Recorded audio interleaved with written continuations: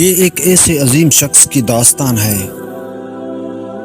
جو حقیقی منزل کو حاصل کرنے کے لیے ہمیشہ کوشال اور سبحان و تعالیٰ کی تلاش میں مسلسل سرگردہ رہا ہو۔ حضرت سلمان فارسی رضی اللہ تعالیٰ عنہ کی کہانی ہم آپ کو انہی کی زبانی سناتے ہیں۔ یقیناً جس طرح وہ اپنے آپ مبنی عمدہ اسلوب میں بیان کر سکتے ہیں، کوئی دوسرا یہ انداز نہیں اپنا سکتا۔ بلا شبہ اس سلسلہ میں جس طرح ان کی اپنے احساسات نازک اور انداز بیان صداقت و حقیقت پر مبنی ہو سکتا ہے، کوئی بھی دوسرا یہ حق ادا نہیں کر سکتا۔ تو سنیے، حضرت سلیمان فارسی رضی اللہ تعالیٰ عنہ فرماتے ہیں کہ میں اصفہان کے علاقہ ایک فارسل نسل نوجوان تھا۔ اس بستی میں ہم رہائش پذیر تھے، وہ جی نام سے مشہور تھی۔ میرا باپ اس بستی کا سردار تھا اور وہ تمام بستی والوں میں زیادہ مالدار اور رعب و دبدبہ کا مالک تھا۔ پیدائش کے دن سے میرے ساتھ اسے دنیا کی ہر چیز سے زیادہ پیار تھا۔ جو میری عمر بڑھتی گئی، اس کی مہر محبت میں اضافہ ہوتا گیا۔ مجھے گھر کی چار دیواروں میں اس طرح پابند کر دیا گیا جس طرح دوشیزاؤں کو گھروں میں پابند کیا جاتا ہے۔ میں نے محبت کی اس قید خانے میں مجوسیت کی تعلیم حاصل کرنا شروع کر دی۔ اس میں بہت زیادہ محنت کی اور اس میدان میں خاص مقام پیدا کر لیا۔ بالا آ کر مجھے اس آگ کا نگران بنا دیا گیا جس کی ہم پوجا کرتے تھے۔ اسے لگاتار جلائے رکھنے کی ذمہ داری مجھ پر تھی۔ میں اسے دن رات ایک لحظ کے لیے بھی بجھنے نہیں دیتا۔ میرا والد بہت بڑا جاگیردار تھا۔ سالانہ وافر مقدار میں ہمارے گھر گلا آتا تھا۔ روزانہ اس جاگیر کی دیکھ بھال میرے والد کا معمول تھا۔ ایک دن وہ کسی ضروری کام سے مشغول ہو گئے اور مجھے حکم دیا، بیٹا میں آج کھیتوں میں نہیں جا سکوں گا، میری جگہ آپ جائیں اور کھیتوں کی نگرانی کریں۔ میں گھر سے تو اپنی جاگیر کی نگرانی کرنے کے لیے نکلا، لیکن راستہ میں ایک گرجا گھر کے پاس گزرا جس میں عیسائی پوجا پاٹ میں مصروف تھے۔ مجھے ان کا طرز عبادت بہت پسند آیا۔ مجھے ان دنوں عیسائیت یا دیگر ادیان کے متعلق کچھ علم نہ تھا، اس لیے کہ میرا والد مجھے گھر سے کسی وقت باہر نکلنے ہی نہیں دیتا تھا۔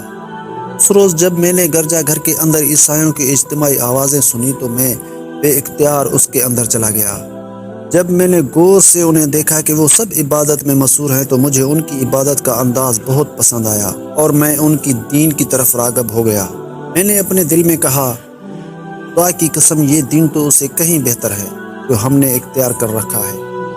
خدا میں غروب آفتاب تک وہیں رہا اور اس دن کھیتی باڑی کی نگرانی کے لیے نہ گیا۔ میں نے اہل کنیسہ سے دریافت کیا، اس دین کا مرکز کہاں ہے؟ انہوں نے مجھے بتایا، شام میں۔ جب رات ہوئی تو میں اپنے گھر واپس لوٹ آیا۔ آپ نے مجھ سے پوچھا، آج دن بھر آپ نے کون سا کام سر انجام دیا؟ میں نے عرض کیا، ابا جان آج کھیتوں کی طرف جاتے ہوئے میرا کنیسہ کے پاس سے گزر ہوا۔ میں نے دیکھا کہ کچھ لوگ اندر عبادت میں مصروف ہیں۔ مجھے ان کی عبادت کا انداز بہت پسند آیا۔ شام تک میں انہیں کے پاس بیٹھا رہا۔ میرا باپ یہ باتیں سن کر گھبرا گیا۔ اس نے اپنا دل پکڑ کر کہا، بیٹا اس دین میں کوئی خیر و بھلائی نہیں، تیرے آبا و اجداد کا دین اس سے کہیں بہتر ہے۔ میں نے کہا، ابا جان ہرگز نہیں، خدا کی قسم ان لوگوں کا دین ہمارے دین سے بہتر ہے۔ میرا باپ میری جانب سے یہ جواب سن کر پریشان ہوا۔ اس سے اندیشہ لاحق ہو گیا کہ کہیں میں اپنے آبائی دین سے منحرف نہ ہو جاؤں۔ اس نے مجھے گھر میں قید کر دیا اور میرے پاؤں میں زنجیر ڈال دی۔ ایک دن مجھے موقع ملا تو میں نے گرجے میں یہ پیغام بھیجا، جب کوئی ملک شام کو جانے والا قافلہ آپ کے ہاں سے گزرے تو مجھے ضرور اطلاع کر دیں۔ تھوڑے دنوں کے بعد ایک قافلہ وہاں پہنچا جو شام جا رہا تھا۔ اہل کنیسہ نے مجھے اطلاع کر دی۔ میں نے پورے زور سے جھٹکا دیا، زنجیر ٹوٹ کر دور جا گری اور میں چپکے سے باہر نکل آیا اور قافلے کے ساتھ ہو لیا۔ چند دنوں بعد ہم شام پہنچ گئے۔ وہاں میں نے دریافت کیا، اس ملک میں سب سے اعلیٰ مذہبی شخصیت کون ہے؟ لوگوں نے مجھے بتایا، چرچ کا نگران اعلیٰ پوپ۔ میں اس کی خدمت میں حاضر ہوا اور عرض کیا، مجھے عیسائیت میں دلچسپی ہے۔ میرے دل کی تمنا ہے کہ میں آپ کے پاس رہوں، عیسائی مذہب کی تعلیم حاصل کروں اور آپ کی رہنمائی میں عبادت کروں۔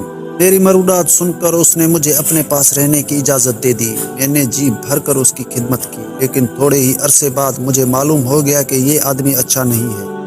یہ اپنے پیروکاروں کو صدقہ و خیرات کرنے کا حکم دیتا اور جب وہ اپنے مال و متاع لے کر اس کی خدمت میں حاضر ہوتے تاکہ اس کے ذریعہ صدقہ خیرات کیا جائے تو یہ سب مال خود ہڑپ کر جاتا، فقراء و مساکین کو اس میں سے کچھ نہ دیتا۔ اس طرح اس نے 7 مٹکے سونے اور چاندی سے بھر لیے۔ جب میں نے اس کی یہ حرکت دیکھی تو وہ شخص مجھے بہت برا لگا، لیکن چند ہی دنوں کے بعد موت نے اسے آ لیا۔ عیسائی پیروکار جب اسے دفن کرنے لگے تو میں نے ان سے کہا، ہمارا مذہبی سردار کوئی اچھا آدمی نہ تھا، یہ تمہیں تو صدقہ اور خیرات کا حکم دیتا۔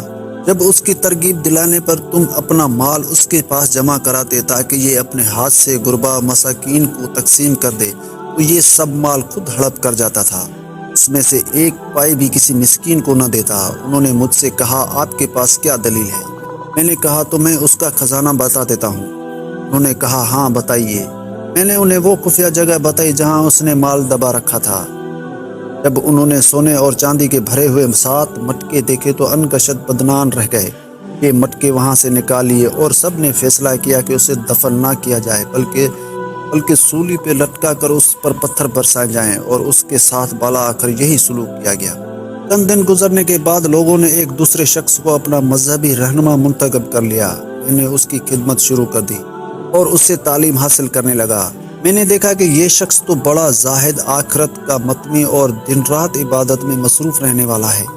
اس کے یہ اوصاف دیکھ کر مجھے اس سے بے انتہا عقیدت و محبت ہو گئی۔ میں اس کی خدمت میں بہت عرصہ تک رہا۔ جب اس کی موت کا وقت قریب آ گیا تو میں بہت افسردہ ہو گیا۔ روتے ہوئے اس کی خدمت میں عرض کیا، حضرت میں اب کہاں جاؤں؟ میرے لیے کیا حکم ہے؟ میں کس سے تعلیم حاصل کروں؟ اس نے لڑکھڑاتی ہوئی زبان سے کہا، بیٹا، موصل میں ایک شخص رہتا ہے جو ہمارے مشن پر قائم ہے، تم اس کے پاس چلے جانا۔ جب یہ مذہبی رہنما فوت ہو گیا تو میں تجہیز و تدفین سے فارغ ہو کر سیدھا موصل روانہ ہو گیا اور اس شخص سے ملاقات کی جس کے متعلق مجھے بتایا گیا تھا۔ میں نے اپنا تعارف کرانے کے بعد عرض کیا، مجھے فلاں پادری نے مرنے سے پہلے وصیت کی تھی کہ میں آپ کی خدمت عالیہ میں حاضر ہو کر مذہبی تعلیم حاصل کروں۔ انہوں نے آپ کے متعلق مجھے یہ بھی بتایا کہ آپ ان کے مشن پر قائم ہیں۔ وہ میری باتوں سے متاثر ہوا۔ اپنے پاس رہنے کے لیے اس نے مجھے بخوشی اجازت دے دی۔ میں نے اس پادری کو بھی بہت بہتر پایا۔ یہ بھی پہلے مذہبی رہنما کی طرح زاہد، عابد، متقی اور خدا ترس انسان تھا، لیکن تھوڑے ہی عرصے کے بعد اس کا آخری وقت آ پہنچا۔ میں نے افسردہ ہو کر کپ کپاتے ہونٹوں سے عرض کیا، حضرت آپ جانتے ہیں کہ میں کس تلاش میں گھر سے نکلا ہوں، کیوں میں نے ناز و نعیم کی زندگی کو خیرآباد کہا ہے، کیوں میں نے پھولوں کی سیج کو چھوڑ کر خاردار وادی میں قدم رکھا ہے۔ حضرت میرے لیے اب کیا حکم ہے؟ میں کدھر جاؤں گا؟ کہا کا رخ کرو، کسی اپنا رہنما بناؤ، کسی یہ مذہبی تعلیم حاصل کرو۔ اس نے میری معصومات حالت کو دیکھ کر کپ کپاتے ہونٹوں اور لڑکھڑاتی ہوئی زبان سے ارشاد فرمایا، بیٹا، نصیباً نامی بستی میں فلاں شخص کے پاس چلے جاؤ، وہ ہمارے مشن پر قائم ہے، اسے میرا سلام کہنا اور بتانا کہ میں نے تمہیں اس کے پاس بھیجا ہے۔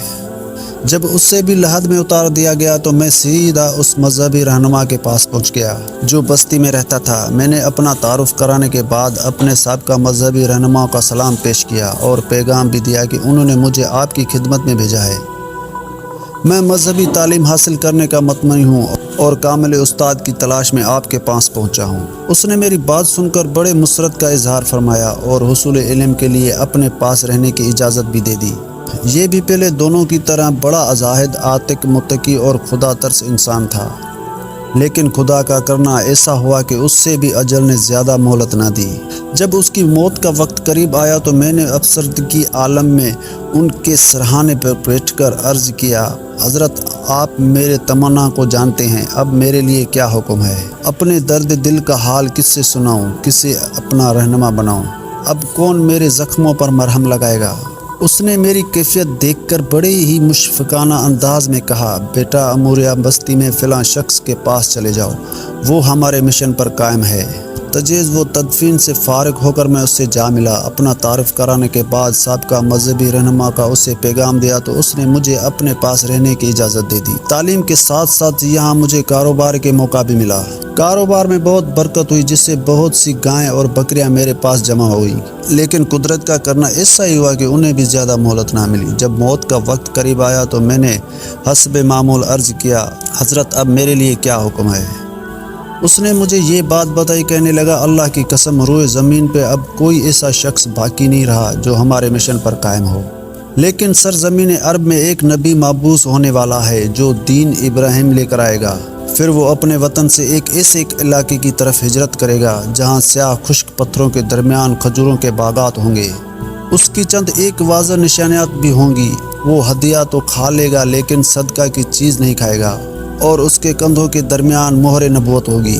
اگر آپ وہاں جانے کی استطاعت رکھتے ہو تو میری نصیحت ہے ضرور جائیں اور ان سے ضرور ملیں۔ اس مذہبی رہنما کی وفات کے بعد میں بہت عرصہ تک اموریہ بستی میں رہا۔ ایک مرتبہ قبیلہ بنو کلب کے عرب تاجر یہاں سے گزرے۔ میں نے ان سے کہا اگر تم مجھے اپنے ساتھ لے جاؤ تو میں اس کے عوض یہ سب گائیں اور بکریاں تمہیں دے دوں گا۔ انہوں نے کہا ہمیں یہ سودا منظور ہے۔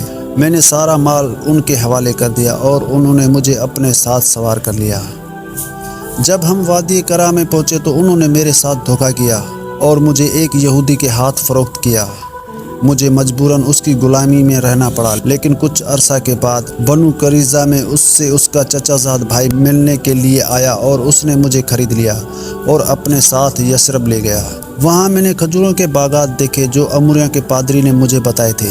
میں نے سوچ لیا کہ یہی میری آخری منزل ہے۔ میں یہاں غلامی کے دن گزارنے لگا۔ دن بھر ان کا کام کرتا رہا اور زندہ رہنے کے لیے معمول سا 2 وقت کا کھانا مل جاتا۔ یوں ہی میری زندگی کے دن گزرنے لگے۔ ان دنوں نبی اکرم صلی اللہ علیہ وسلم مکہ معظمہ میں اپنی قوم کو دین اسلام کی دعوت دینے میں مصروف تھے، لیکن میں غلامی کی وجہ سے آپ صلی اللہ علیہ وسلم کے متعلق زیادہ معلومات حاصل نہ کر سکا۔ تھوڑے ہی عرصے بعد رسول اکرم صلی اللہ علیہ وسلم ہجرت کر کے یثرب پہنچ گئے۔ میں اس وقت کھجور کی چوٹی پر کام میں مصروف تھا۔ میرے آقا نیچے کھجور کے درخت کے پاس بیٹھا ہوا تھا۔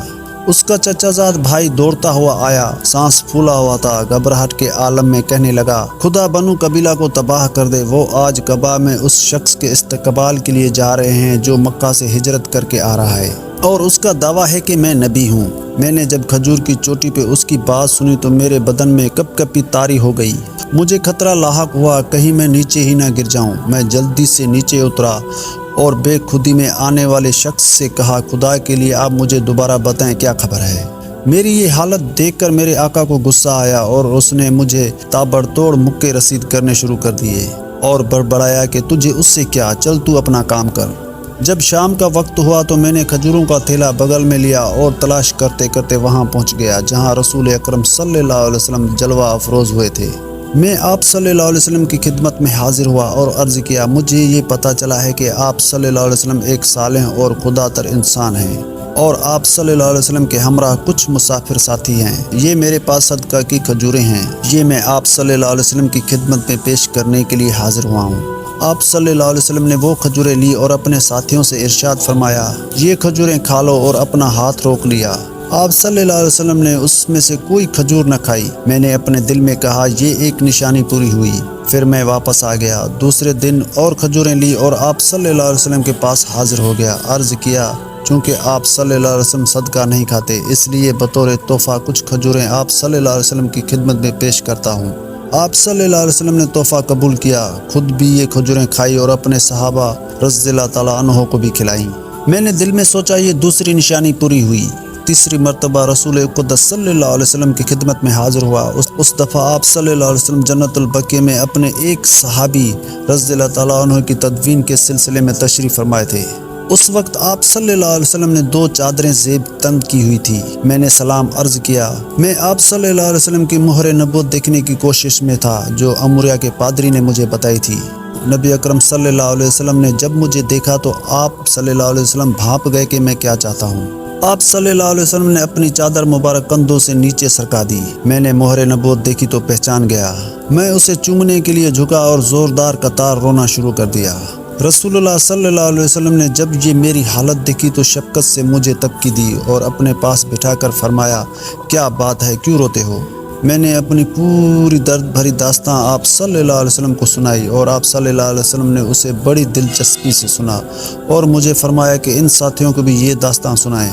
میں نے اپنی تمام داستان سنائی۔ وہ سن کر بہت خوش ہوئے کہ میں نے بڑی محنت کے بعد اپنی اصلی منزل کو پا لیا ہے۔ سلام ہو حضرت سلمان فارسی رضی اللہ تعالیٰ عنہ پر جس دن وہ حق کی تلاش کے لیے گھر سے نکلے۔ سلام ہو حضرت سلمان فارسی رضی اللہ تعالیٰ عنہ پر جس دن انہوں نے حق کو پہچان لیا اور پختہ یقین کے ساتھ ایمان لے آئے۔